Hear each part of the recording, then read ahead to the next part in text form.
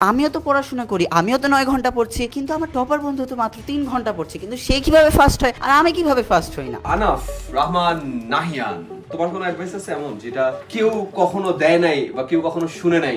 আমি যে 3টা স্ট্র্যাটেজি ফলো করি সেটা হচ্ছে, 1 নম্বরে আমি 80-20 একটা রুল ফলো করি। পরীক্ষার আগের রাতে যখন পড়ছি সেই সিলেবাসের মধ্যে থেকে 20% সিলেবাসের অংশ থেকে কিন্তু 80% প্রশ্ন আসে, অর্থাৎ কিছু টপিক বেশি ইম্পর্টেন্ট থাকে অন্যান্য টপিকের তুলনায়। তবে আমি বলছি না যে অন্যান্য টপিক পড়া যাবে না, আমরা সেগুলো পড়বো, তবে সেগুলো বেশি ফোকাস দিয়ে পড়বো। 2 নম্বর স্ট্র্যাটেজিটা হলো পোমোডোরো টেকনিক, যেটা নিয়ে আইমান ভাইয়া তো অলরেডি ভিডিও বানিয়েছেন, তবে আমি আরেকবার বলবো। সেটা হচ্ছে আমি মাঝে মধ্যে 1 ঘন্টা পড়তাম, তারপর 10 মিনিট ব্রেক দিতাম। তবে এই 10 মিনিটে কিন্তু আমার মোবাইল বা অন্য ধরনের ডিস্ট্রাকশন অ্যাপ ব্যবহার করা যাবে না। সাধারণত খোলামেলা আকাশ দেখতাম, একটু হালকা 1 গ্লাস পানি খেতাম। এবং থার্ড যে স্ট্র্যাটেজিটা আমি ফলো করি, ডেইলি প্ল্যানের তুলনায় উইকলি গোলগুলো বানানো ট্রাই করতাম। যখন আমরা ডেইলি প্ল্যান করি, হঠাৎ হঠাৎ দেখা যায় আমাদের এই দিনটার এই সময়টা আমি চেয়েছিলাম যে আমি কেমিস্ট্রির এই চ্যাপ্টারটা পড়বো, কিন্তু দেখা গেল যে আমি কেমিস্ট্রি সেই চ্যাপ্টারটা পড়তে যাব যখন, সেই সময় একজন ফোন করে বলল যে আসো আমাদের বাসায় আজকে একটা দাওয়াত আছে। তখন আমাদের কিন্তু কেমিস্ট্রি সেই প্ল্যানটা হয় না। তো এই ক্ষেত্রে আমি কি করি, উইকলি প্ল্যান করি এবং মান্থলিও কিছু গোলস